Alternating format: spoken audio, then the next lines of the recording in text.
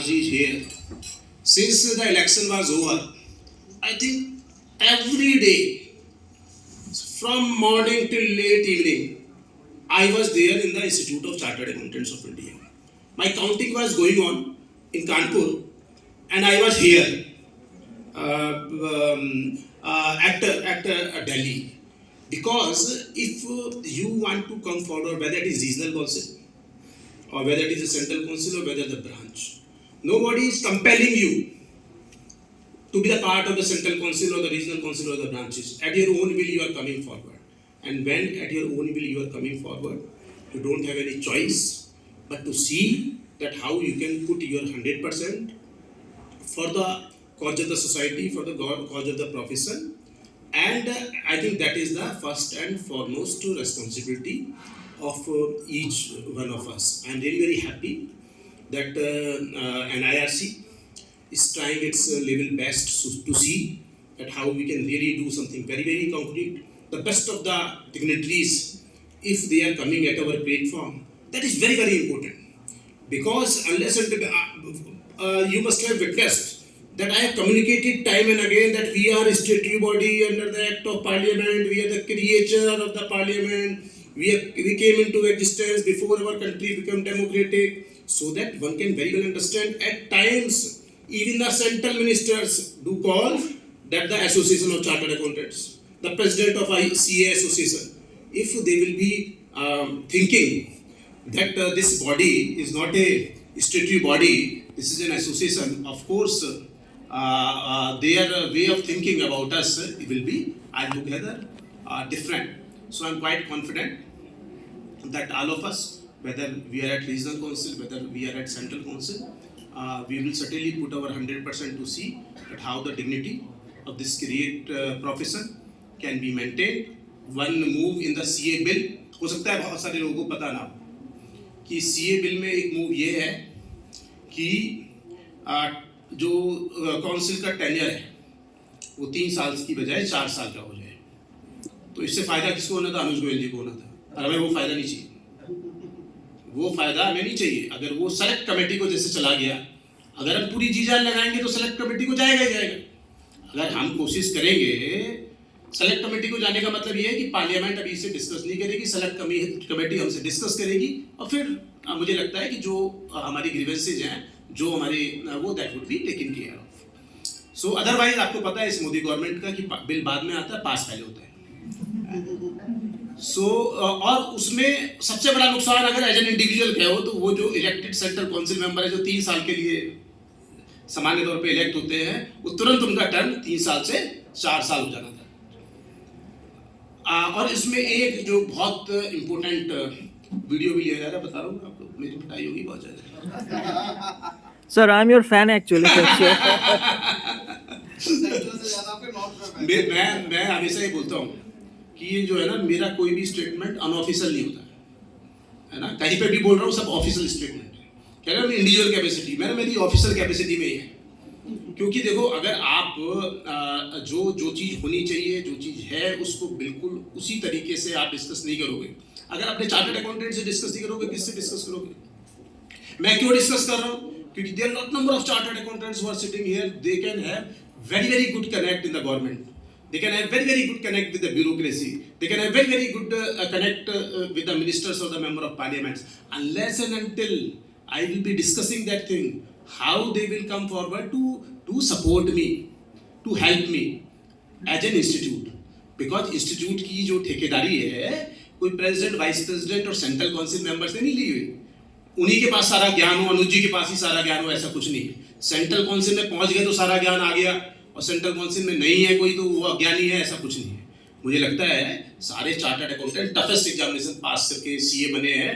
वही examination president ने पास की है, वही एग्जामिनेशन अनुज गोयल जी ने की है, और वही एग्जामिनेशन जो 21 साल का चार्टर्ड अकाउंटेंट रेदर जो 21-22 साल का सीए है, उसने इंडिया भी पढ़ा है, अनुज जी ने नहीं पढ़ा है ना. उसने सारे ऑडिटिंग स्टैंडर्ड्स भी पढ़े जो अनिल जैन जी ने नहीं पढ़े है ना. तो उसने जीएसटी भी पढ़ा है, जो हो सकता है अविनाश जी ने नहीं पढ़ा हो. हाँ, जो इंटरेस्ट टैक्सेशन भी पढ़ा है जो चौधरी जी ने नहीं पढ़ा था. So they are having practically the better knowledge, उनको आईटी की अच्छी नॉलेज होगी, हो सकता है जो हमें सीखनी पड़े। तो मुझे लगता है जो न्यू ब्लड है, that is very very important. Youngsters are very very important and blend of youngsters and seniors, the experience and the young talent is very very good for any profession. So now that bill has been sent to the select committee, उस bill में जो सबसे important है, सबसे ज़्यादा important है, जो मैं आपसे डिस्कस करना चाह रहा हूँ, वो है डिसिप्लिनरी मैकेनिज्म। अगर डिसिप्लिनरी कमेटी का नोटिस आता है किसी के पास गलती से, वो खुश होता है या दुखी होता है? अच्छे से अच्छा सीनियर से सीनियर सेंट्रल काउंसिल मेंबर के पास भी आ जाए ना, वो हिल जाता है। जो पास सेंट्रल काउंसिल मेंबर हो, पास प्रेसिडेंट हो, बाई चांस उसके पास भी आ जाए तो वो सेक हो जाता है। What is the reason? कि हमारी डिसिप्लिनरी मैकेनिज्म इतनी स्ट्रिक्ट है, इतनी इंडिपेंडेंट है, दैट उसको मैनेज इन नॉर्मल कोर्स नहीं किया जा सकता। और सबसे अच्छी बात क्या हुई कि ओवर द टाइम जो केवल और केवल सेंट्रल काउंसिल मेंबर उसमें इन्वॉल्व होते थे, now out of 5 members of that disciplinary committee, अलग अलग डिसिप्लिनरी कमेटी होती है, मैं भी डिसिप्लिनरी कमेटी का मेंबर हूँ। तो अगर अनुज जी सेंट्रल रीजन से हैं, सेंट्रल काउंसिल मेंबर, तो सेंट्रल रीजन की डिसिप्लिनरी कमेटी के मेंबर नहीं हो सकते, वो किसी दूसरे के होंगे, ईस्टर्न रीजन की डिसिप्लिनरी कमेटी के मेंबर हैं। और 5 मेंबर होते हैं, तो उसमें से 3 सेंट्रल काउंसिल मेंबर होंगे और 2 नॉन चार्टर्ड अकाउंटेंट्स होंगे, गवर्नमेंट रिप्रेजेंटेटिव होंगे। तो अगर 2 गवर्नमेंट रिप्रेजेंटेटिव ऑलरेडी हैं, तो उसके बाद कोई चीज गलत हो सकती है क्या? कोई फेवरेटिज्म हो सकता है क्या? जो और बिना गवर्नमेंट नॉमिनी के आज तक हमने एक भी डिसिप्लिनरी कमेटी की मीटिंग नहीं करी। वी आर ऑन रिकॉर्ड, एक भी डिसिप्लिनरी कमेटी की मीटिंग हमने आज तक नहीं की जिसमें गवर्नमेंट नॉमिनी प्रेजेंट ना रहे हो, क्योंकि 3 मेंबर से कर सकते हो आप, कोरम आपका पूरा होता है 2 मेंबर से, 2 मेंबर से भी पूरा होता है, 1/3 की जरूरत होती है। पर ऐसा कभी नहीं हुआ कि गवर्नमेंट नॉमिनी प्रेजेंट ना हो और हमने डिसिप्लिनरी कमेटी की मीटिंग अगर रखी हुई हो तो उसे कंटिन्यू किया हो।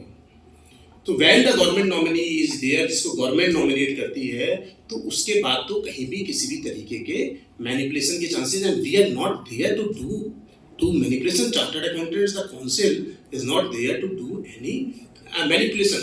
सो द प्रपोजल इज कि उस 5 में से 5 जो मेंबर्स होते हैं डिसिप्लिनरी कमेटी के, उसमें कम से कम 3 मेंबर गवर्नमेंट नॉमिनेट करें, जो चार्टर्ड अकाउंटेंट नहीं होंगे, जो सेंट्रल काउंसिल मेंबर्स नहीं।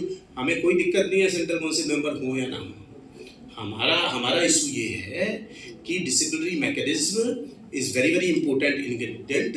हम जब स्टैट्यूटरी बॉडी है, स्टैट्यूटरी बॉडी का मतलब क्या है? That we are not the association of the chartered accountants.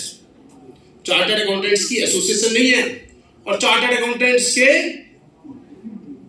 Representative भी नहीं है, इलेक्टेड रेगुलेटर्स हैं। जैसे आरबीआई का गवर्नर रेगुलेटर होता है, जैसे सीएनडीजी ऑफ इंडिया रेगुलेटर होता है, जिस तरीके से सेबी रेगुलेटर होती है, उसी तरीके से institute of chartered accountants of India is also regulator. और सबसे बड़ी ब्यूटी क्या है अनिल सर, कि we are the elected regulators. जो टफेस्ट एग्जामिनेशन पास करके सीए बने हैं, वो मुझे इलेक्ट करते हैं एज ए रेगुलेटर, जबकि प्राइम मिनिस्टर को with due regard to the democratic process even a beggar can vote and that member can be the member of parliament, और वो प्राइम मिनिस्टर हो सकता है। और मेंबर ऑफ पार्लियामेंट होने की जरूरत भी नहीं है, 6 महीने बाद आप मेंबर ऑफ पार्लियामेंट हो जाओ। लोकसभा मेंबर होने की जरूरत भी नहीं है, राज्यसभा मेंबर कोई भी नॉमिनेट कर सकता है आपको और मेंबर ऑफ पार्लियामेंट हो सकते हो। बट हमारे यहाँ तो आपको इलेक्टेड रिप्रेजेंटेटिव ही होना पड़ेगा, चार्टर्ड अकाउंटेंट ही होना पड़ेगा। चार्टर्ड अकाउंटेंट के बाद भी फालतू चार्टर्ड अकाउंटेंट होना पड़ेगा, एफसीए होना पड़ेगा, देन ओनली यू कैन भी। और फिर रिफाइंड, ऐसा नहीं है कि डायरेक्ट आप प्रेसिडेंट बन जाए, पहले आपको सेंट्रल काउंसिल मेंबर होना पड़ेगा। फिर सेंट्रल काउंसिल मेंबर जो छटे हुए हैं वो छटे हुए फिर अपने से एक को और छाटेंगे और उसको भी पहले वाइस प्रेसिडेंट बनाएंगे हैं, और उसके बाद फिर प्रेसिडेंट के लिए कंसीडर करेंगे। तो I am quite confident that good sense will prevail. ये हमारी विक्ट्री है कि that bill has been sent to the select committee, जिसमें practically disciplinary mechanism was supposed to go in the hands of the government of this country, NFRA is already there. NFRA का मतलब पता है ना आपको? National finance regulatory. जो national financial reporting authority है NFRA, it is meant for the bigger fishes, it is meant for the bigger audits. If something wrong is happening in the attest function of the bigger companies, then NAFRA has the power to investigate that thing. तो जब नफरा already है, बड़े audits के लिए, बड़े attest function के लिए आपने ऑलरेडी, गवर्नमेंट ने अपना एक अलग अथॉरिटी बनाई हुई है। There was no need after that you are suppose to unnecessarily go ahead with making the disciplinary mechanism further diluted. So I am quite confident that after this bill has been reached to the select committee, I will request all of you to use your good office. Anil Jain ji की बहुत अच्छी connect है, राजेश अग्रवाल जी की बहुत अच्छी connect है, यहाँ पर बड़े खूंखार अविनाश जी और हरीश चौधरी जी भी बैठे हुए हैं। थोड़ा सा हल्का फुल्का चलता रहना चाहिए। हाँ वो ठीक है, दोनों चलते हैं। वो छांटते हो तो छांटते ही तो खूंखार आएंगे, बिना छांट के कैसे आएंगे? तो खूंखार की बहुत जरूरत है सर लीडरशिप। मैं बता रहा हूँ आपको, leaders are suppose to be very very submissive but very very aggressive, very very bold. Beautiful हो या ना हो, हाँ। So I am best to see that how the interests of the chartered accountants can be protected. Anil Jain जी ने बहुत अच्छा एक matter उठाया कि चार्टर्ड अकाउंटेंट्स इंडस्ट्री में ज़्यादा जा रहे हैं, प्रैक्टिस में कम है। पर आई विल से कि अगर इंडस्ट्री से आपको बहुत अच्छा सपोर्ट मिल रहा है, इसका मतलब क्या है? इसका मतलब ये है that chartered accountants are coming up to the expectations of the industry. अगर हमारा 100% प्लेसमेंट की हम बात कर रहे हैं कि 100% प्लेसमेंट हो रहा है और बहुत अच्छे फिगर्स पर प्लेसमेंट हो रहा है, तो that means that the chartered accountants which we are producing, I think they are having very very good talent, they are having very very good knowledge, they are having very good practical knowledge. पर एक चीज मैं जरूर कहूँगा अनिल भाई साहब कि जो केवल और केवल हमें एक बीमारी है, जो अनुज गोयल जी को भी है बीमारी, साइन जरूर करने हैं। साइन चार्टर्ड अकाउंटेंट साइन करने के लिए नहीं बना। साइन करना है तो करो आप, कहीं कोई दिक्कत नहीं है। बट मुझे लगता है कि चार्टर्ड अकाउंटेंट्स को बहुत इन प्रैक्टिस मैं जो काम मैं लगातार 1949 से कर रहा था, क्या मैं जो 1949 से केवल अटेस्ट फंक्शन का काम कर रहा था क्या? 1984 से पहले तो टैक्स ऑडिट ही नहीं था। आप देखो 1984, अगर 1949 से प्रोफेशन को माने, क्योंकि प्रोफेशन तो उससे भी 50 साल पहले, 100 साल पहले था। 1949 में तो आप फॉर्मली इंस्टीट्यूट बॉडी बने। 2000 चार्टर्ड अकाउंटेंट्स को तो आपने मेंबरशिप ऐसे ही दी, क्योंकि वो थे ना ऑलरेडी, अटेस्ट फंक्शन करते थे ना। तो 1984 में पहली बार टैक्स ऑडिट आया, 35 साल बाद सीए इंस्टीट्यूट के फॉर्मेशन के।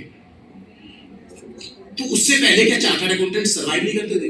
बैंक ऑडिट जो इस फॉर्म में आया, जिसमें फीसिस भी अच्छी हैं, आरबीआई का कोई ना कोई रोल रहता है अपॉइंटमेंट में, वो 1984 में ही आया। उससे पहले 50-100 रुपए फीस होती थी और बैंक अपने हिसाब से 20-20, 25-25 ऑडिट दे देता था। और जीएसटी ऑडिट की अगर हम बात करते हैं तो इनडायरेक्ट टैक्स में तो पहली बार 1 जुलाई 2017 के बाद ही तो जीएसटी ऑडिट आया गया। तो ऐसा कुछ नहीं है कि प्रोफेशन केवल जीएसटी ऑडिट से है। जीएसटी में जो काम कर रहे हैं उनके यहाँ 20-20, 25-25, 30-30, 50-50, 100-100 चार्टर्ड अकाउंटेंट्स हैं। इंडियन फर्म्स की बात कर रहा हूँ मैं, और वो कहते हैं यार अटेस्ट फंक्शन नहीं करना पड़ा, बहुत अच्छी बात है। क्योंकि अगर ठीक तरीके से आप देखो उसकी लैंग्वेज जिसमें मुझे साइन करना था, I think the chartered accountants are not suppose to. या तो मैं एज एन इंस्टीट्यूट किस तरीके से चेंज कर रहा हूँ, क्योंकि मैं जो अटेस्ट फंक्शन कर रहा हूँ वो अटेस्ट फंक्शन तो जैसे टैक्स ऑडिट में होता है, जैसे कंपनी ऑडिट में होता है, मैं ट्रू एंड फेयर की बात कर सकता हूँ, ट्रू एंड करेक्ट की बात नहीं कर सकता ना। वहाँ पे तो ट्रू एंड करेक्ट की बात है। जीएसटी में ऑडिट में तो जो फॉर्मेट है उसमें सारी जिम्मेदारी मेरे ऊपर आती है। भाई सबसे पहली जिम्मेदारी तो ऑडिट के ऊपर है, बना हो रहा है सब कुछ वो कर रहा है। डे इन डे आउट उसके पास 100 लोगों की वर्कफोर्स हो सकती है, 1000 लोगों की वर्कफोर्स हो सकती है, according to the size of the